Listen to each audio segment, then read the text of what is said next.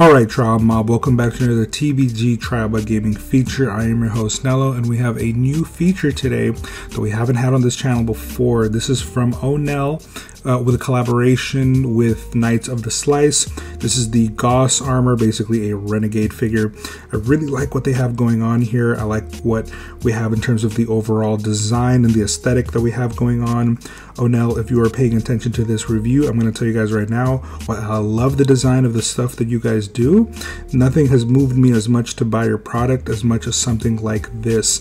Now, of course, because this is a collaboration between Knights of the Slice and Onell, this isn't necessarily a straight up Onell product, so a lot of the other stuff that they have coming out is not like this, but I think that this is a step in the right direction for your guys' brand, and you guys should probably do more collaborations like this with either Knights of the Slice or potentially other people. I think that you guys have a really good product going on here, and we're going to break it down here and see if it's something that might be good for your collection and your 1/18 scale stuff. So to start everything off, I've noticed a little bit of ununiformity in this in terms of packaging.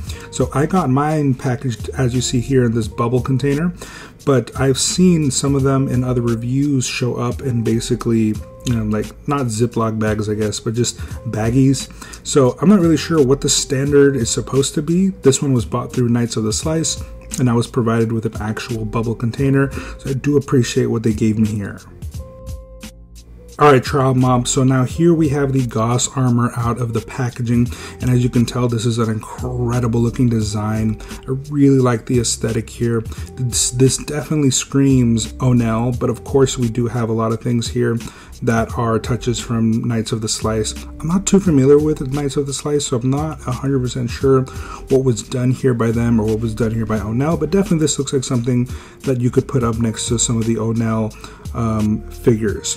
So when it comes to the overall design, I like what they've done here. They've basically took in some, I want to say, some inspiration from Samus. There's no way around that. This 100% looks like it could be some kind of evil Samus. And then with the helmet that we have here, I get a Guyver vibe.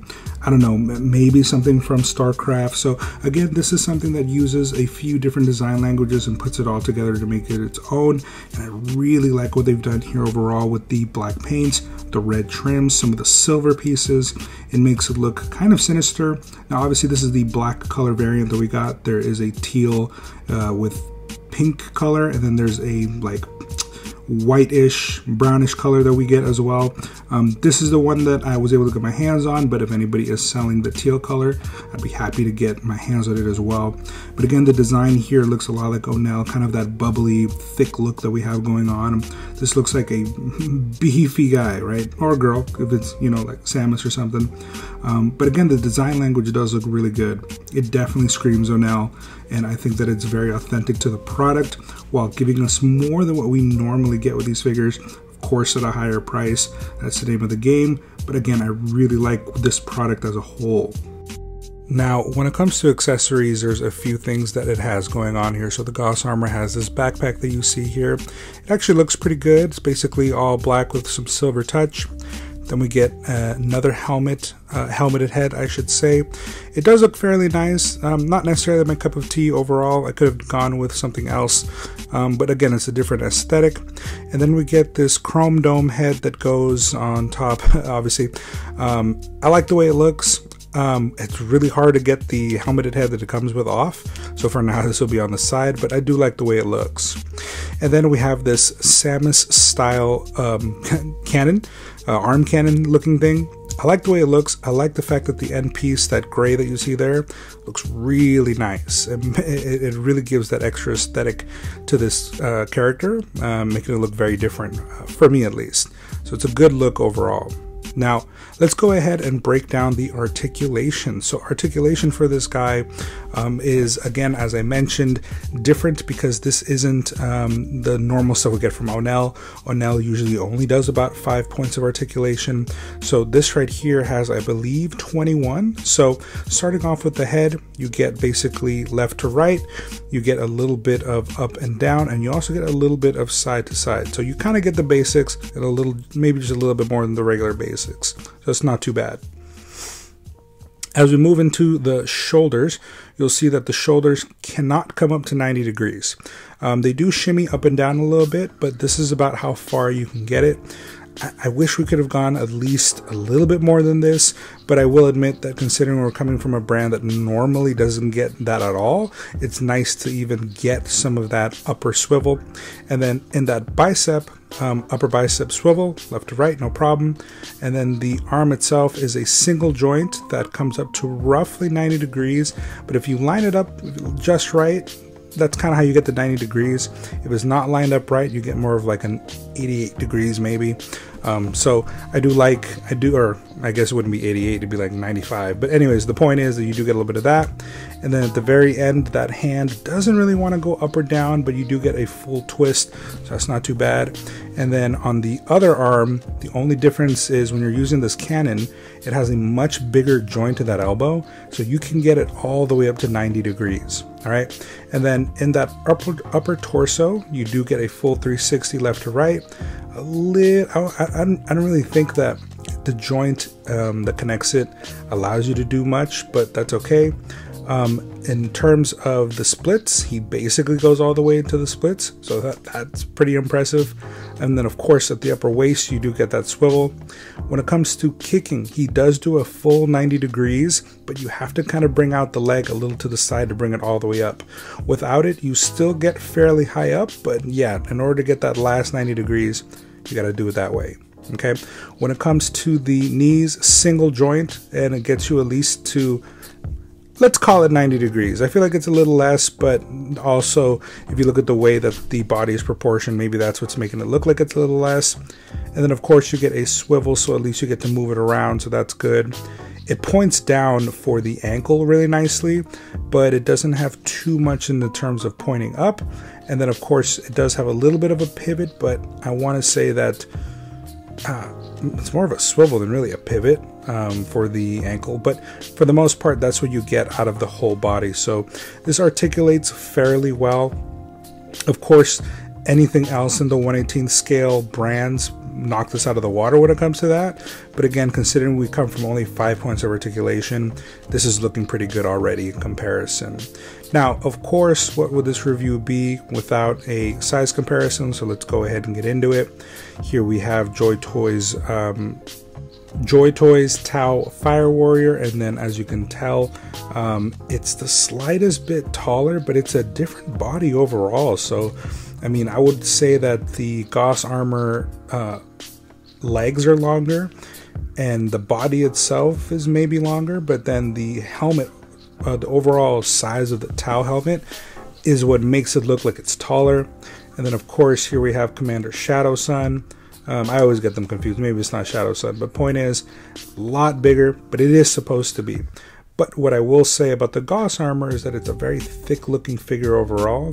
So even though it's not as tall, it doesn't necessarily look all that smaller due to the nice big shoulders, the big thighs, the large chest. But definitely it looks a little bit short because of the way that that helmet looks.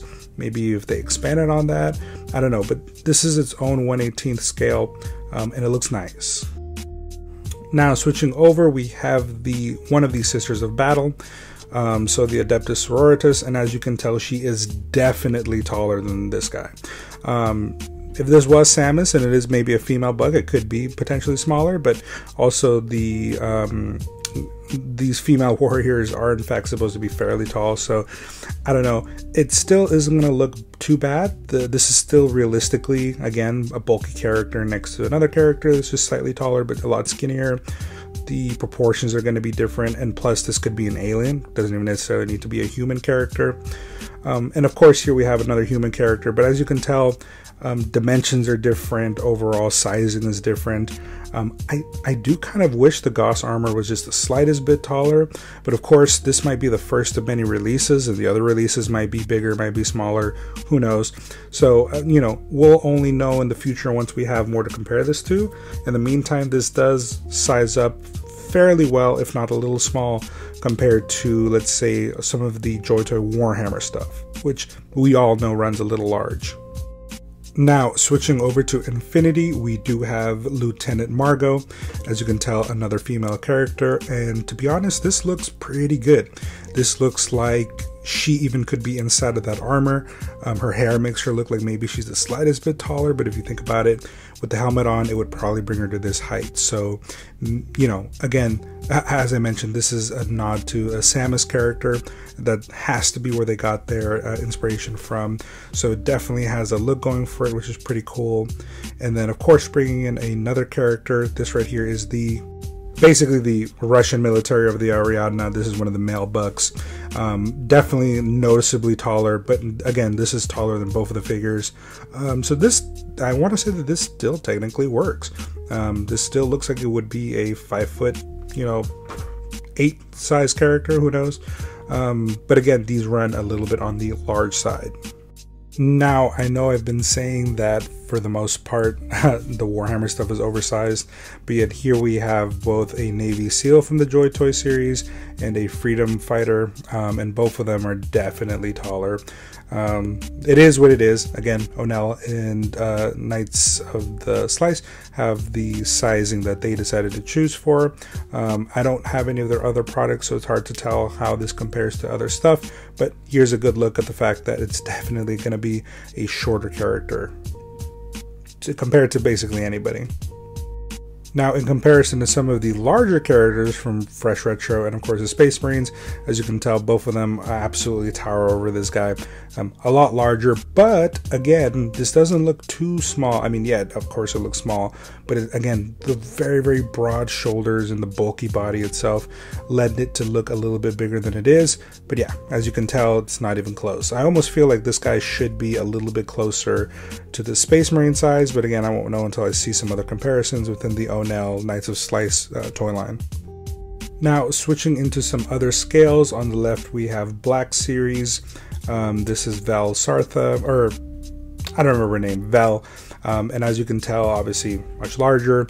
I couldn't find her vintage collection counterpart to kind of put it next to this, but they do run small, noticeably smaller. So I would say that this would look great in your Star Wars collection, as this looks a bit more in line with the size that it's supposed to be, when it's next to a vintage collection size character. And then on the right we have the RG Sniper Gundam, and as you can tell, this right here, again, this isn't gonna do anything for you in terms of being able to put these two together, but just again for a size comparison. Now, next up on the left we have the Knight of War, and as you can tell, he's so damn tall that it doesn't even fit on the screen. Yeah, those are wildly bigger, so not really a problem here. And then on the right we have one of the Jada characters. This right here is Fei Long, and as you can tell, again, it's just not going to line up. This is a small character, or should I say a smaller figure compared to a relatively large character. Now, of course, topping it off with a little bit of Acid Rain. On the left we have the Geist, on the right we have, to be honest, I don't know how to say her name off the top of my head, but as you can tell, both of them are definitely the slightest bit taller.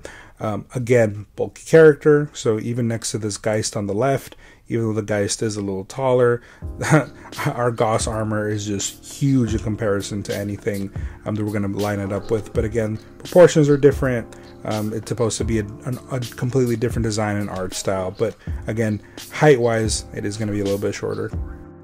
Alright, Trial Mob, so when it comes down to it, when it comes down to playability, this is kind of my favorite part about this figure. Playability is fairly high, alright? The figure has fairly tight joints, but they're not too tight. Everything seems to move into place fairly well. Of what you can get out of the articulation, which again is less than almost everything I've showed you guys today, in terms of all the figures, even though maybe we could say, no, actually, you know what? No, even that Val character probably has more overall articulation. From the articulation that this figure does have and what you can do with it, it does it all without little to no issues. The figure moves fairly smoothly, everything stays in place, nothing's loose. of what you can do with the articulation. You can get him into kneeling positions, punching positions, you know, aiming down sight with the cannon. Well, not really aiming down sight, but aiming with the cannon. I mean, it just moves the way you want to and it doesn't fight you. That's kind of the benefit of having a figure like this that doesn't really have too much articulation. There's not really much in the engineering or design to get in your way from what you want to do with the figure. And that's something that's kind of cool. Yes, this isn't necessarily a cheap figure, but I'm not gonna lie to you, a lot of times when I'm playing with Joy Toy stuff, I'm always like fretting about the fact that, you know, if a pistol falls off or if something, you know, comes loose and I don't see it, it's lost. If it touches the ground, it's lost and I'm not gonna be able to find it.